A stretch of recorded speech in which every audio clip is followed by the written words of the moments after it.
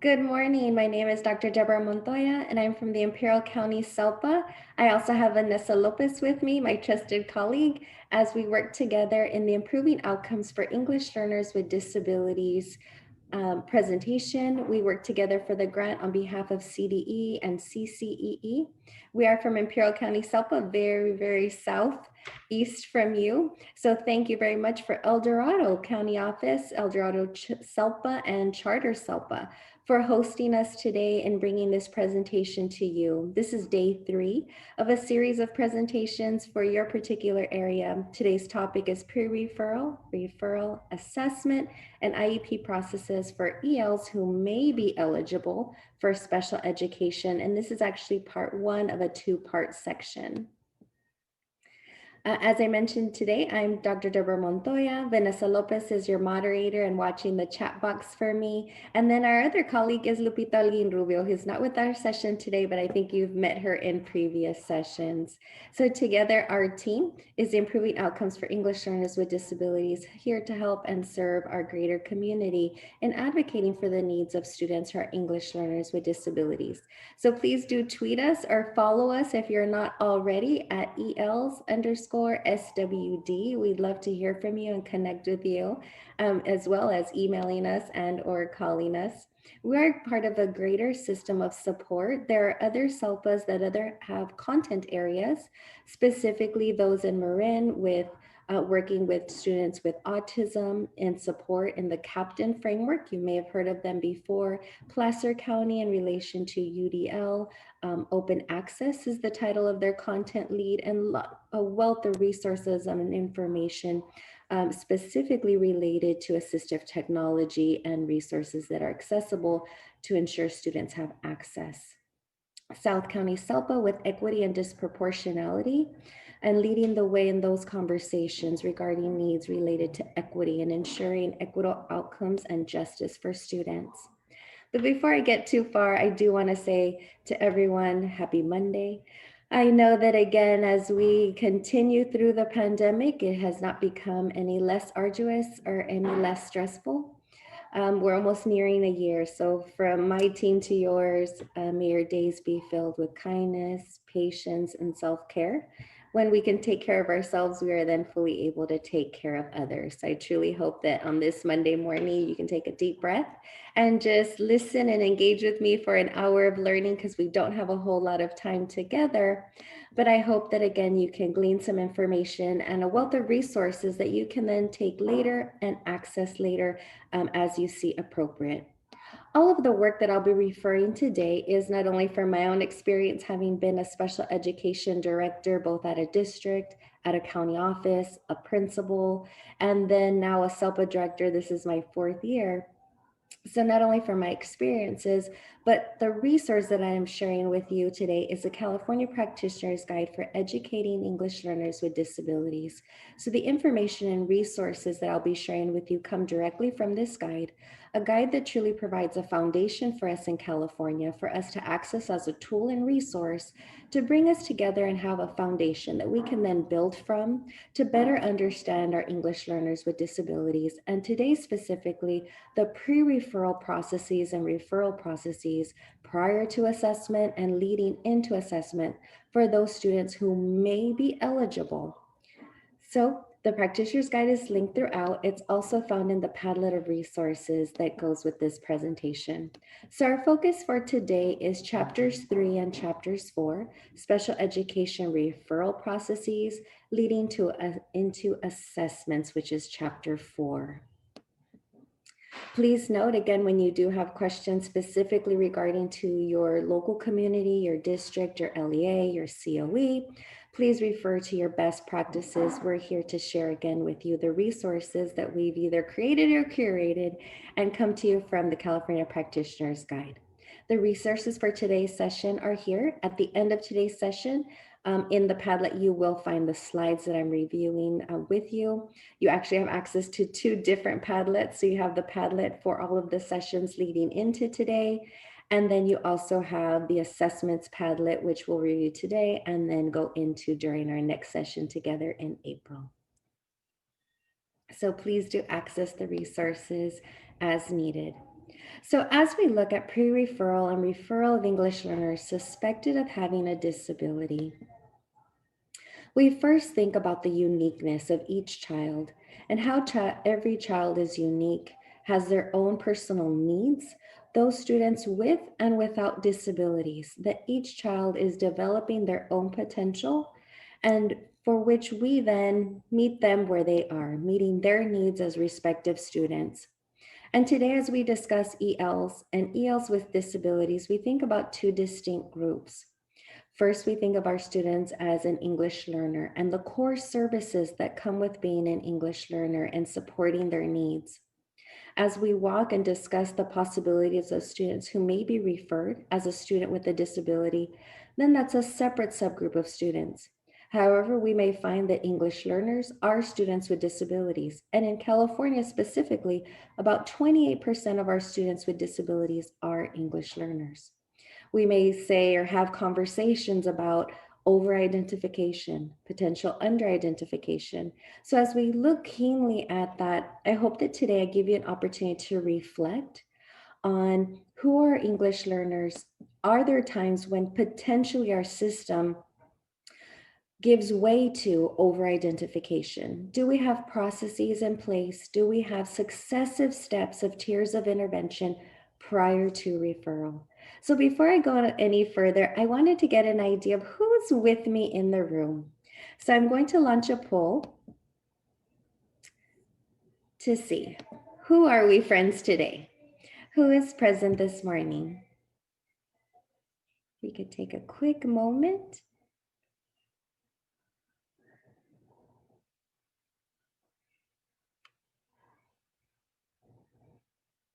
Okay. Oh, I'm very happy. I see a good balance of general education staff as well as special education staff, some school psychologists, EL specialists. All right, with 95% of the votes, I'm going to go ahead and end the poll there and share those results. So thank you so much. I'm always very happy to see general ed friends in the room. Oftentimes as a SELPA director, I see the other way, a big representation of special education participants. So thank you again, general education, as we work together, special educators and general educators.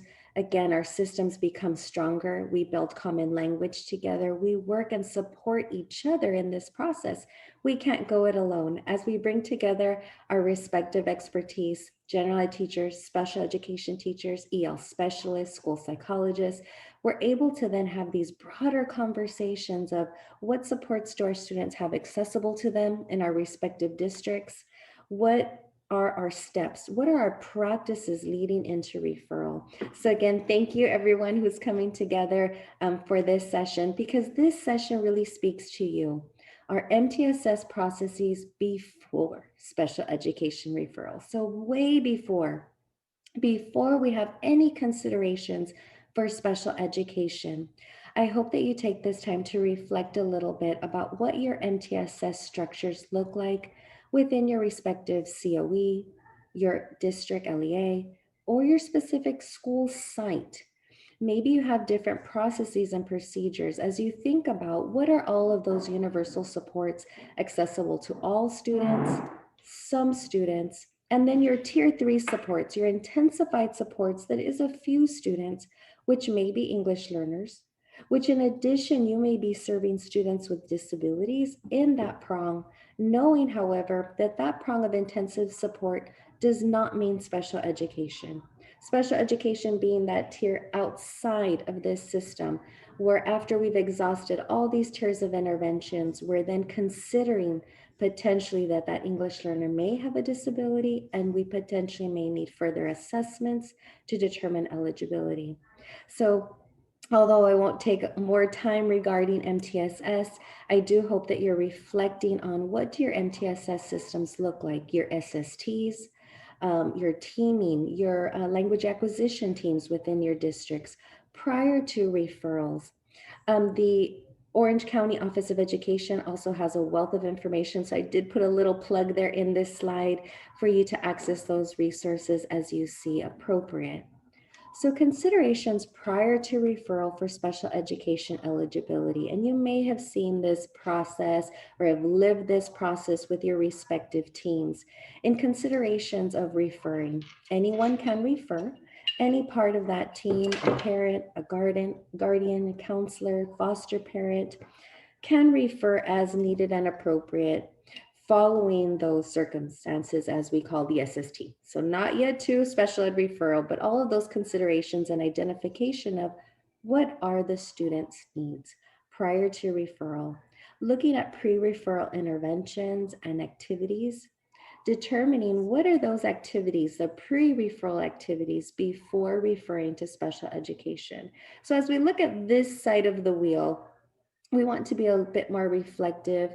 I'm going to talk a bit more about this prong before we consider that referral for assessment and eligibility. So the pre-referral portion, as teens in that SST process, I am hopeful that everyone has taken ardent look at what are the referral, what constitutes that referral to the SST team, to your student study team or your language acquisition team. Maybe it's a combination of both. So the referral that was made, and who makes up this team?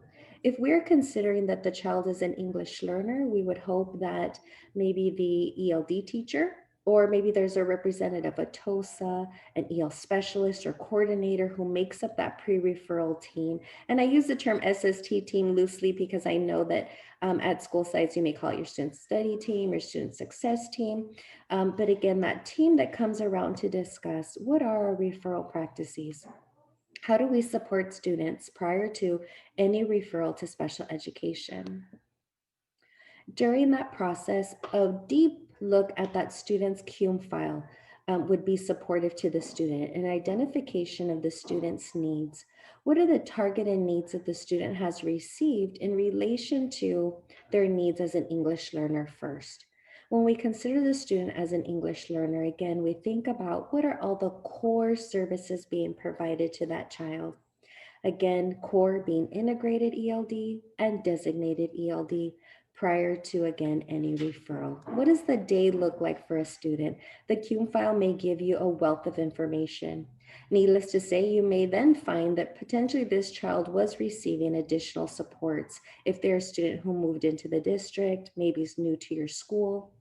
So as you look in the CUME file, this appendix, which is found in the resources of the California Practitioner's Guide, may be a useful resource to you and your school district as you take that deeper dive into the CUME file to identify what are the needs of the student, what do those LPAC scores look like, and maybe for this student, they are LPAC scores prior to pandemic, the last time they took that LPAC, what those scores look like, in addition to how the student's needs are being served. What does attendance look like prior to and now during distance learning or in-person or hybrid, whichever your school district is providing. So that CUME file check gives us a wealth of information about the student and what that child's story is. In addition, as you go through the process, the appendix regarding English learner and the extrinsic factors are quite important. Prior to school closures, as we would note, again, we would sit around the table, have successive conversations with parents and families and guardians. Very nice to connect together, to make that connection with families of what are the supports in the home, what supports are needed from the school. Are there other types of support that the student needs? Whether there are resources and referrals, are there family and community centers also in support? What are the other extrinsic factors surrounding this student that the child may need as an English learner? Support systems that are still yet evolving or forming. When we think now, as many of you are in distance learning and many of you are potentially in hybrid instruction, again, given your respective county and the rules and supports there, you may find that, again, students are here in distance learning. Maybe some are successful and thriving, and we know that we have other students who are definitely struggling. This might be an appendice that will assist and support your team in asking those deeper questions. And again, as we investigate those extrinsic factors, we're developing not again to say that, oh, what the student doesn't have, but where we can fill those gaps as we look at social emotional learning, at looking at students who are lacking potentially in basic needs at home, where families have experienced potential job loss, students again with learning loss. Maybe there are other gaps that we need to identify. So this resource, although written as a resource for pre-pandemic, pre-COVID era, as we look at it now, it does give us an opportunity to relook and reflect at what our students may need, whether inside the educational system or outside of it, to help support them to be able to continue on their educational journey. So that is a resource that's also found in your Padlet as you identify extrinsic factors, maybe again, medical needs, basic needs that students have that is again part of the learning journey for them. As you look again at pre-referral, so the root of why was the student referred?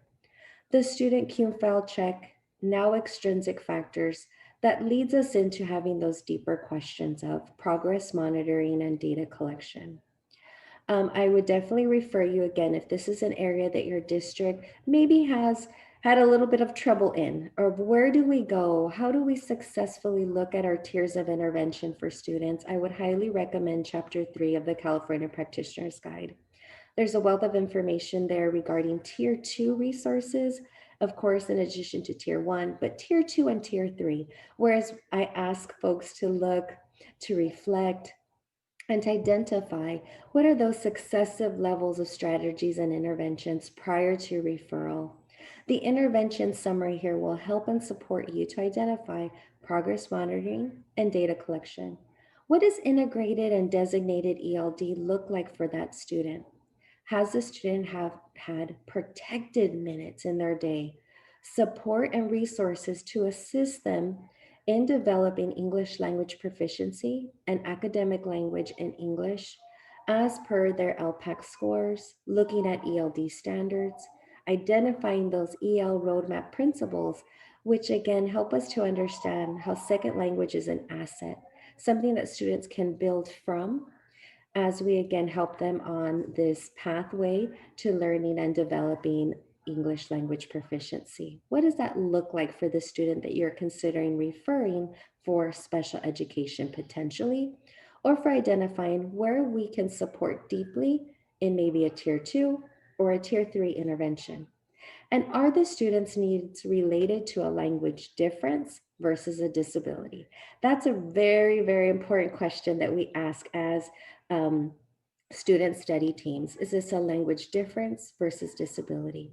So as we analyze this data, again, looking at culturally and linguistic responsive and relevant interventions, are we supporting and front loading? Are we assisting and supporting with ensuring that access to the language that we're presenting, the key ideas, assisting and framing the instruction for the student? Is instruction provided? The pedagogy, what does that look like? Is there fidelity, differentiation, successive assessments, whether in primary language, so we have a better understanding of L1, and of course, L2, identifying and supporting where they are in that progression of LPAC scores. Has progress been made towards the development of English? And where do adjustments need to be made? Adjustments and support for students to help them be successful, accommodations and support may be necessary. But as we look at their ELD needs and their disability needs, should they have them, we come to these questions again of language difference versus disability. I would be remiss to admit that many times there are overlaps where it's so entangled of, is this a language difference or is this a language disability, and what those possibly look like. If that is an area where your teams are having conversations, and I love to see again, general educators and special educators together having these conversations, this might be a resource to assist your teams at the school site level, maybe at the district level, where you're having conversations about language differences versus disability. This jigsaw activity, although we can't today because we have limited time together, I'm sharing this resource with you because you can use this jigsaw activity in your teams where you look specifically at the different prongs, so oral comprehension, speaking, listening, reading, writing, mathematics, behavior. as sometimes, again, language difference has impacts, and doesn't sometimes, it does have impacts depending on the student and where they are in the level of English language development, where we may see differences in their language look like or mimic what might be a disability. And again, as you have more common language and conversations about those differences, your teams are then sometimes able to disaggregate the data and identify potentially where do I need more data to help me better understand if this oral comprehension need is really a need that's part of their L1, or really it's because they're developing English and it looks like a disability, but if we had more interventions in that area, we could then assist and support. So I encourage your teams to utilize this resource and look at the varying areas of oral comprehension, speaking, reading, its impacts on behavior, where sometimes the development of English may look like, again, difficulties with behavior, but really it's a student needing more time, needing more support, and again, that frustration that may build in learning a new language while also learning content. So language versus disability, this resource is available to you and your teams to look at and to have, again, that opportunity.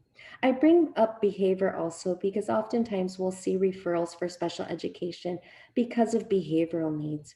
Students who maybe look distracted, maybe who aren't on task. So I'm going to play this really quick video for you that talks a little bit about that impact of culture on behavior in the classroom. If you look at behavior, one of my favorite examples is teachers who work with, I'll use Mexican American students as an example, that really don't understand why it is that when they're reprimanding children, the children won't maintain eye contact. And so that is a cultural difference. You know, having grown up in a Mexican American home, I know that if my parents were reprimanding me and I looked directly at them, they would consider that an act of defiance. So looking away is a way of showing respect and an indication that you recognize that what you've done is wrong. And so teachers will look at behaviors like that, judging them from their own cultural base, and make a determination that it is a behavioral issue. And so they'll begin to treat children as though they have behavior disorders. But I think the point that's important is if you look at a behavior and it's common to a group, it's somewhat interesting that you as a teacher have not recognized that as a cultural difference. So it becomes really important for teachers to be sensitive to the fact that we communicate in different ways. We may not be comfortable if you ask for a public response, you know, raising our hand and presenting ourselves as a knowledgeable person in front of our peers. And so teachers may consider that to be shy, withdrawn behavior. And if it persists over time, they may think about referrals. To me, every teacher. And I share that today as we consider, again, the needs of the various students that we support. If you look at behavior, one of my...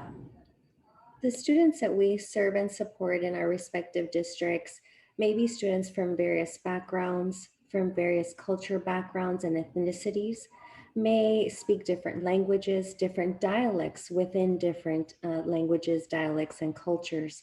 And the more that we become attuned to that, it helps and assists and supports us as those at that primary level of pre-referral and intervention prior to. Because what I can share with you now is we look into that lens of students with disabilities. Students with disabilities, of the categories represented in California, specific learning disability as a disability category has been on the rise in California for quite some time.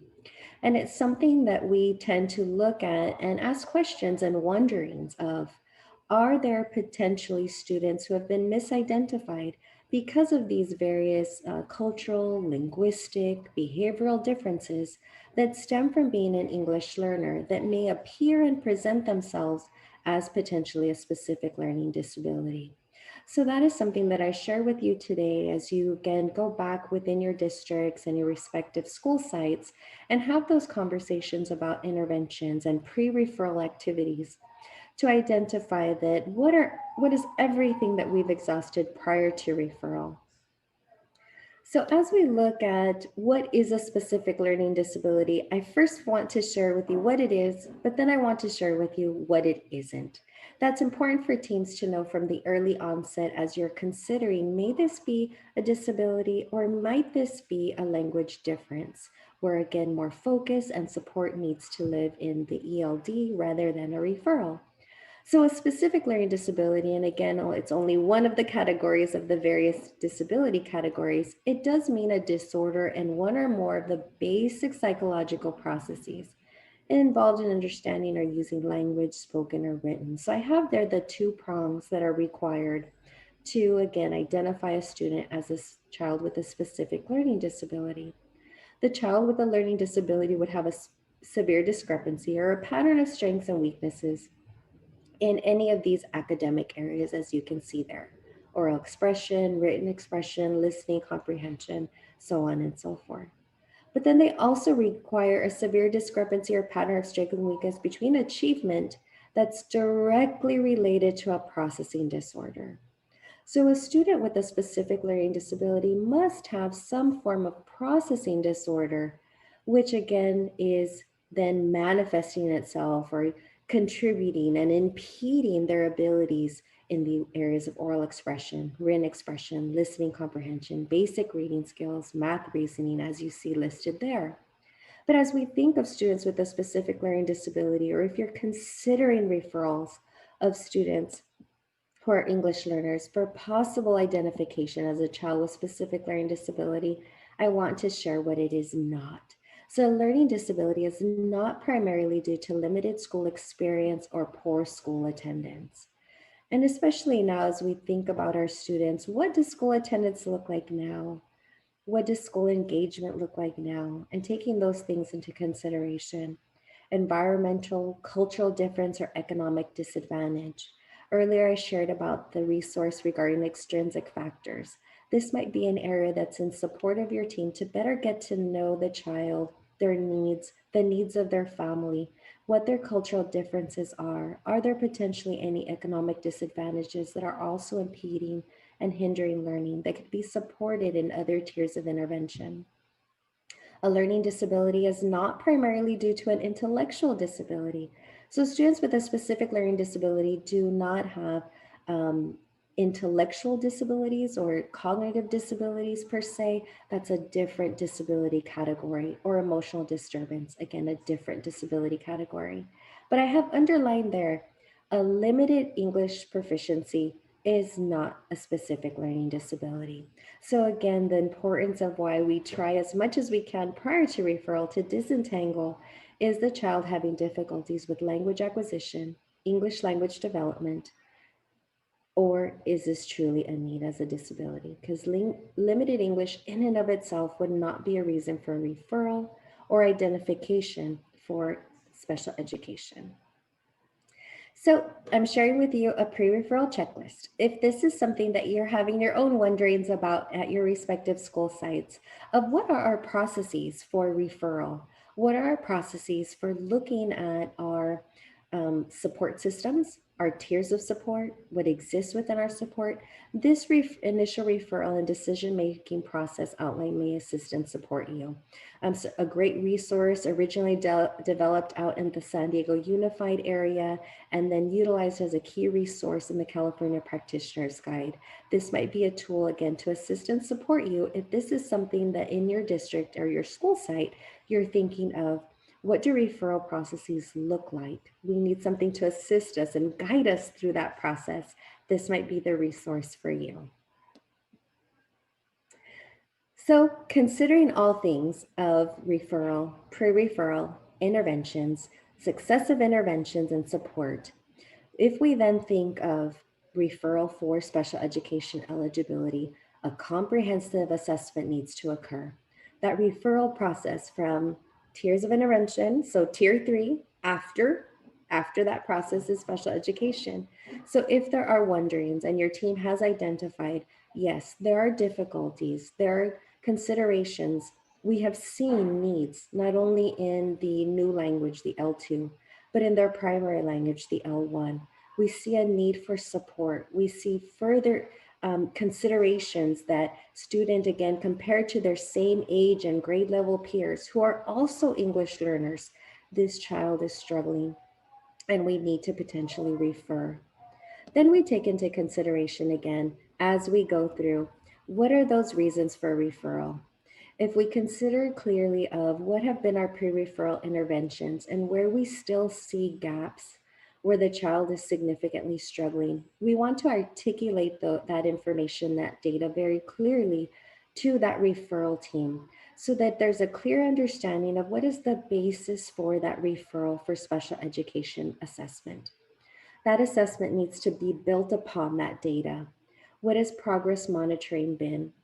And the more clarity and specificity that we have for that referral to identify what are the data and the metrics that we're using, that will then again support that special ed team or the school psychologist, speech therapist, special education teacher, who is then required to develop an assessment plan to identify what do I need to ensure culturally, linguistically appropriate assessments based on that referral, that information in the referral. So the more information that's provided that were pre-referral activities and interventions, the more data, assessment tools that were utilized as that universal tier 1, tier 2, tier 3 will help and support to ensure an adequate assessment, a comprehensive, valid, and reliable assessment for that assessment team that then takes the next part of this cycle and referral process. So in the chat, I'm a little curious. This is one of the questions or Q&As that's found in the California Practitioner's Guide. And this question often comes up as a hot topic. May LEAs or districts establish policies and procedures that delineate that English learners must have received a certain number of years of ELD, English language development, prior to a referral for assessment to determine eligibility for special education? So I'm curious to see in the chat. And again, no self-disclosures. You can always say, I heard in a district far, far away that there might be procedures. So first thoughts, can districts establish policies and procedures that delineate? I'll give you some time to enter your comments in the chat. Because as we consider pre-referral, again, remembering that core services for an English learner are designated ELD and integrated ELD. So if we ensure that all English learners receive comprehensive ELD services, that would be both integrated in all context areas and designated protected time based on ELD standards and supports for their primary language need if needed. So I'm going to go to the next slide. And the answer is no. Federal and state law require that all children with disabilities who are in need of special education are referred. So although a district may say, we prefer to ensure supports and strategies for at least 3 years, let's say, of supports. I've also heard districts say, we'd prefer not to refer a student till they've had comprehensive ELD for a set amount of time. Those are good strategies. However, we always need to acknowledge that if the student is having significant difficulties, if the team, if the parent, if there is a referral to say, we need an assessment. So that's not saying eligibility right off, but that an assessment is needed because we've identified specific needs for this child. A district, a team may refer a student for assessment at any given time. So as much as we want to be prudent and ensure supports for students that they do receive extensive English language development services and comprehensive ELD, do know that a student can be referred at any time during that process to ensure that, again, students are supported.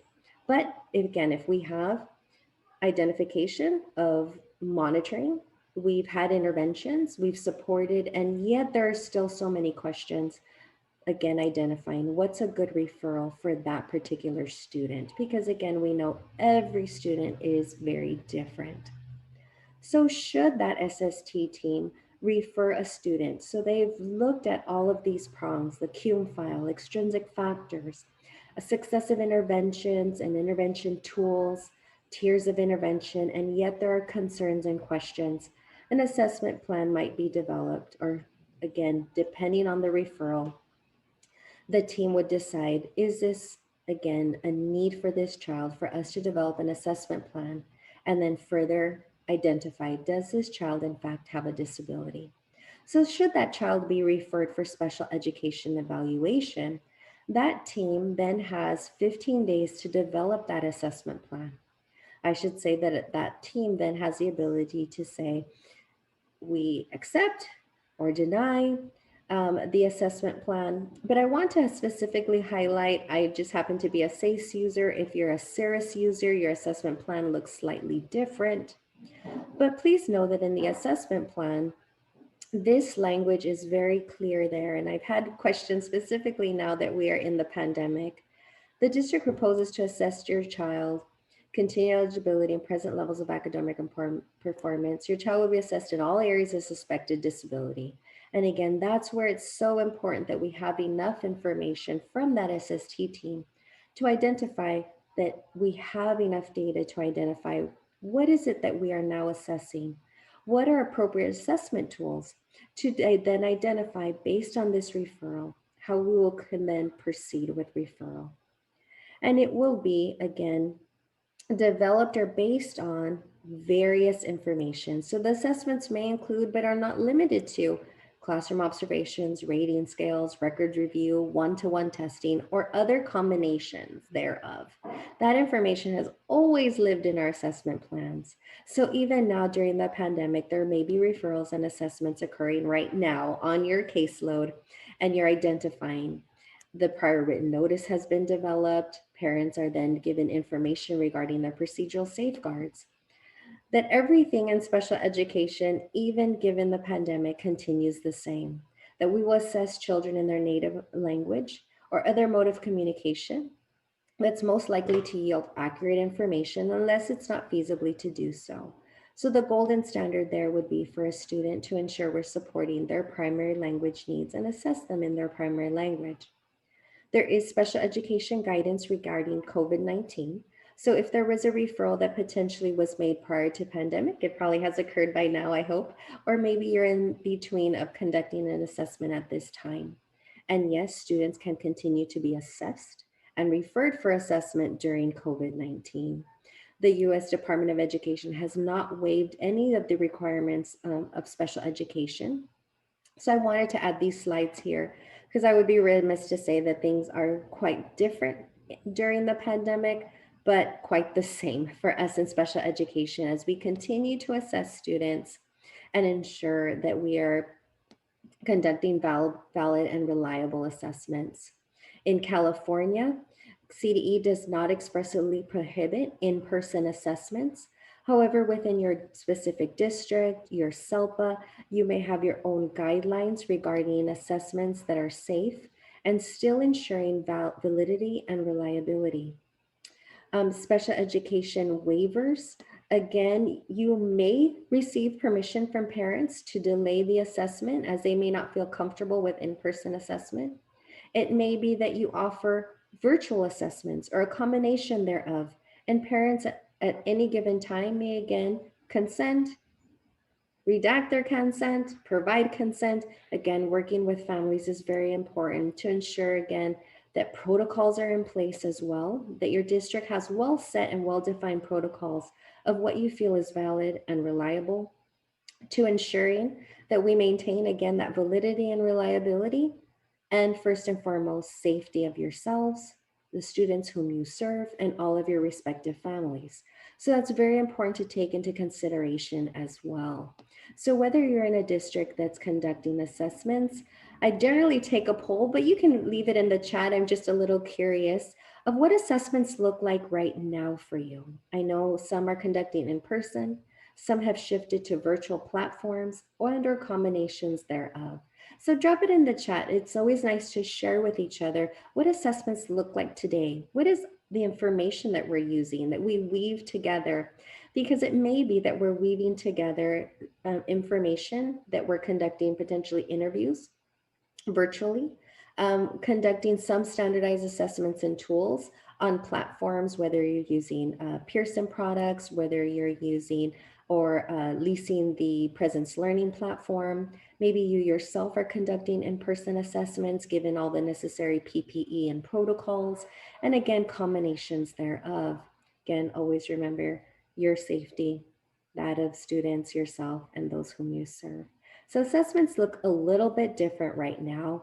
Remember, safety first. If you are conducting in-person assessments, I hope that again, your district has set and detailed protocols. If your district is looking for support, email me, dmontoya@icoe.org, and I can send you some samples of protocols for prior to and during assessment. And CASP has a wealth of knowledge and information on their website. This picture that I'm sharing here with you as part of their resources. And I've also included in your Padlet information on the assessments Padlet, information regarding assessments, ensuring their reliability virtually. We're going to talk a little bit deeper about assessments during part 2 of our session together, which is actually in April. So I didn't want to leave you without that information, which is included here. Validity, reliability, comprehensiveness. Have we assessed in all areas of suspected disability? So these particular requirements and prongs have not changed. Even during the pandemic, as difficult as it may be to assess and to ensure assessor validity and reliability. So in as much as I say how important it is to get all of the information, the artifacts and data from the SST team to support that referral, we then utilize that information to help ensure that from the onset, we pick the right assessment tools. So right tools for the right student at this right time. So if this is the right time to refer for assessment, that we ensure assessment tools are appropriate and valid. So prioritizing assessments has become very important as we look at not only our ticking timelines, those 60 days to assess. We know that in this time, students have, again, at times refused assessments, and having those conversations about what that means for our timelines. And it may be that we're prioritizing our initial referrals because we want to establish eligibility. We want to ensure that for those students who in fact are eligible for special education services, receive those services in a timely manner. So initial referrals are absolutely a priority. In addition to those child find requirements, so are there students in process and potentially being referred? Who are those students? You might want to connect with those referral teams if you're not already on that SST team, having those conversations to ensure you have enough substantial data to then be able to move into assessment. And then of course, triennial students who are already identified as a student with a disability. We use this acronym, those of us who have past lives as school psychologists, myself have a past life also as a school psychologist, records reviews, interviews, observations, and then testing. And that might be a good reminder as we look at this process of what is all of the data that I can gather through thorough record reviews. What information can I then gather through interviews? And that may be by means of rating scales and logging in with that teacher virtually or on the phone to have conversations. It might mean also connecting with teacher that the child had prior to closures. Who was that child's ELD teacher prior to school closures? Who was that child's ELD teacher now if it's changed? Who is that child's general ed teacher prior to and now? What do things look like? We may see that there has been changes in that child just from pre-closure to distance learning. So that's very important to also be mindful and reflective of what did that look like? Has that had further impacts on the child's learning then to now? And putting that all into consideration, and then determining which actual assessment tools do I need to utilize, in person, virtual, or combinations thereof. Multidisciplinary teams approaches has always been so important, always, always. But especially now as we're in this Zoom world together, as we become teams together in these virtual platforms, ensuring that we have all of the information that we can gather together. Do I have an EL specialist that can help and support me in better understanding that child's level of English proficiency? What does that child's English proficiency look like? Do I have supports, maybe school psychologists, speech therapists? Maybe this referral is more involved where we also need occupational therapists. We've had other concerns regarding health and healthcare and health welfare needs. Do we have access to social workers, school nurses, again, to help and build our team to truly identify during the assessment process the appropriate assessments and gather all the information that we can prior to determining if this is a disability. So during your observational and data gathering processes, these appendices might be useful tools for you. Appendix 4.6 in the California Practitioner's Guide is regarding English Learner Classroom Observation Checklists. And again, though these appendices were written pre-COVID era, they are useful tools and help guide and frame what you're looking and what you're observing and looking into what might be missing from the environment. Maybe it's provided in other data and accessibility and platforms that give students access. So these tools, again, might be in support to help yourselves during not only the SST process, but during this referral process. So these can have multi-uses for your teams as you're considering students who may be eligible for special education. Having focused observations of how the student is learning English, both in the ELD setting and the traditional setting or in different environments. How is integrated ELD being supported? What are those scaffolds that are in place or maybe are still lacking for that child? Parent report. Parent report is so valuable and crucial to the assessment process to help us get a better understanding again of what are those extrinsic factors. What are the parents' perspectives in the support? What are potentially their needs to help and support the child? Again, no fault of their own, but maybe the child again needs more supports that as a school we can make referrals to if we can't provide. But again, engaging with parents, getting a better understanding again of what the support is, and looking to, again, what are those foundational skills? What are those clues? What are those cultural needs that we can potentially use to help students guide and bring them into? We can use that to our benefit to bridge into learning, bridge into access. Our responsibilities as assessors. So if you're participating today as an assessor and your assessor hat is on, again, remembering that our instruments that we use must be valid, context matters. So the more we can articulate that, and I'll speak to this during part 2 of this segment, a little bit more about validity, ensuring validity in your reports. Do refer to the assessments Padlet. Assessments cannot be delayed if we're waiting for a diagnosis or evaluation or because of the pandemic. So we ourselves cannot say, because of COVID, we're not going to engage in that assessment of your child. If the student was referred for assessment, it is our responsibility to follow the guidelines, our 60-day timelines, if you will, to then have an IEP, to then establish, does this child in fact have a disability or not?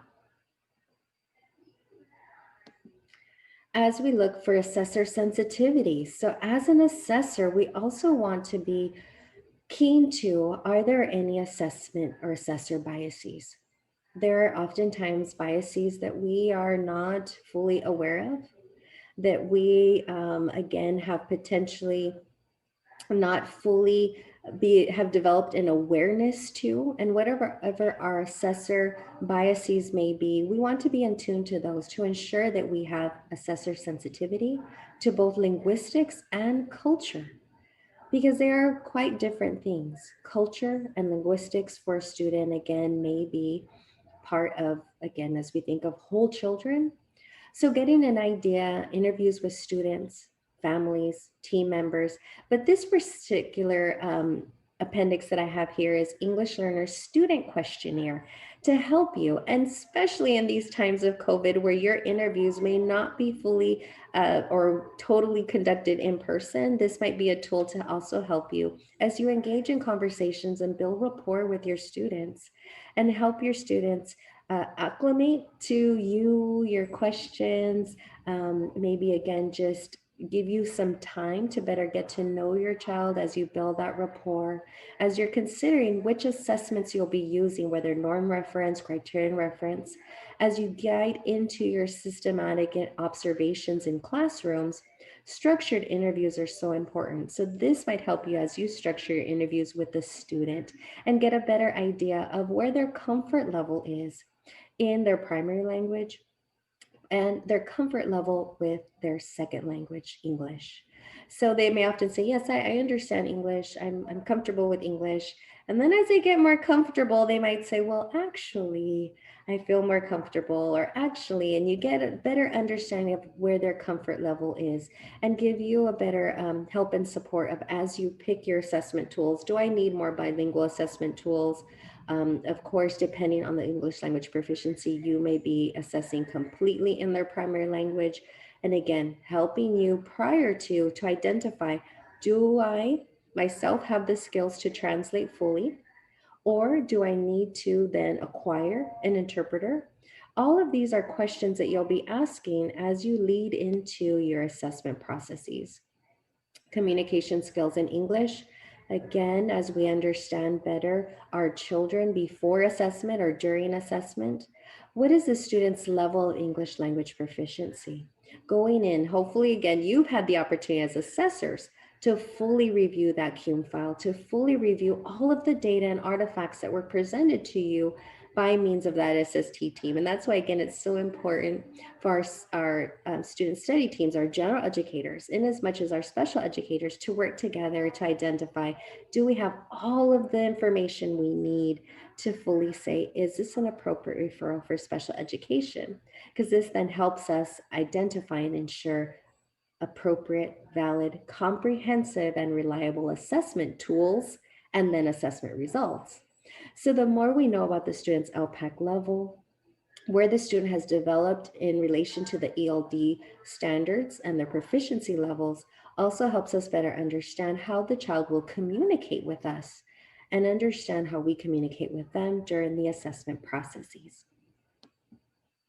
So assessment for English learners, if you are at this moment in time thinking from the assessor lens, what bilingual assessment tools are available to me? What assessment tools are out there? This is not an exhaustive list, but Appendix 4.1 in the California Practitioner's Guide does give you a list of assessments in various language that are available, that are valid and reliable, and could be utilized. So again, it's not an exhaustive list, but if you are trying to, again, curate and identify what assessment tools are available to ensure that we are having or conducting linguistically appropriate, culturally appropriate assessments, I would want to refer you to this appendix for a list of tools. So as we're nearing the end of our session, do know that we will take a deeper dive in day 2 of this segment on April the 19th. I hope to see everyone back in this particular session. We will again be looking at the assessment validity and reliability, and IEP processes in the next segment. So today we covered pre-referral into assessment. Next time we'll go deeper into assessment, but you have the Padlet accessible to you, which looks like this. The QR code takes you to the main Padlet. The QR code that's embedded in the Padlet is the assessments Padlet with various resources. Because we took a brisk walk today on this topic, do know that there are more resources for you. Before you log out though, please know that we want you to connect with us. If I left you with any burning question, please stay on. I will not log out until the last friend logs out. But do know that you can visit our website with additional resources on this topic or any of the sections on the California Practitioner's Guide. There are also various recorded webinars. This link takes you on a tour of our website, our email, or tweet and follow us. So if you don't mind tweeting something that you learned today, just one aha moment, something maybe that assured or validated your learning, drop it in the chat. I love to see that in the chat, or tweet something at us at ELs underscore students with disabilities, SWD. So EL underscore SWD. We'd love to connect with you and to continue to provide you highlights. Do connect with us on Twitter. You'll see highlights and other PD events that are available statewide and for free. All of our work is free to you, as are all of other resources that we share. So I hope that your screen doesn't look like this with lots of questions, although you may have them. But I want to thank you. Sincerely, thank you. Thank you for spending your time here. I know you could have been in so many sessions. Today, Zoom fatigue is real. I hope you have a great week. Hope this is a great start to your week as you reflect on the needs of English learners. I appreciate your collective commitment to be here today and having these reflective thoughts about English learners and English learners with disabilities. So thank you so, so much. I appreciate your time here with me today.